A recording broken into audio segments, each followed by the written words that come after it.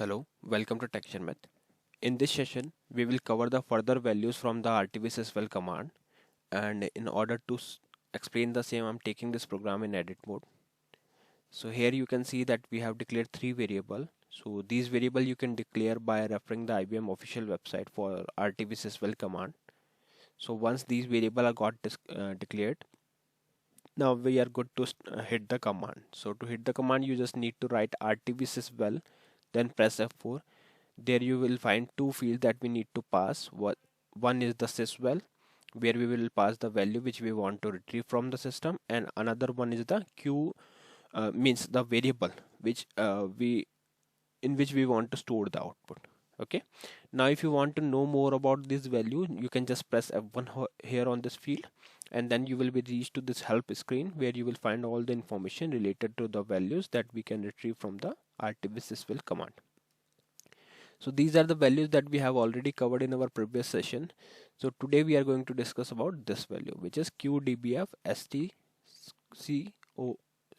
okay, which is related to the database file statistics collection. So there are few expected values like star all, star system, star user, star none. So this value we will retrieve.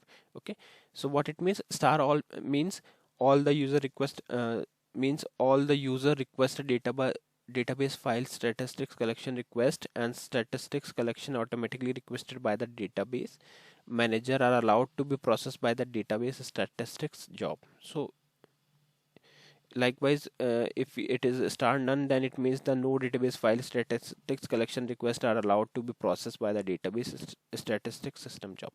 So these are the some possible values that we can retrieve for the database file statistics collection.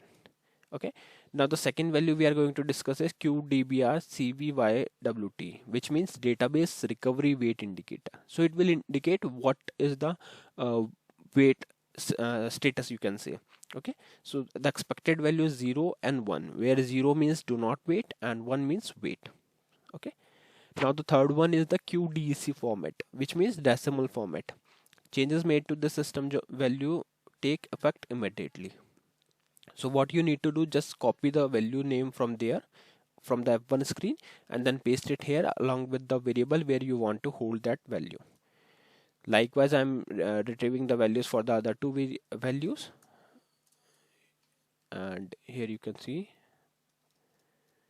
So once these three lines got executed, we will be able to print the values. Then for printing it, we are using the sndpgmsg command. So just write sndpgmsg, then press F4, and here you can pass your variable name which you want to print.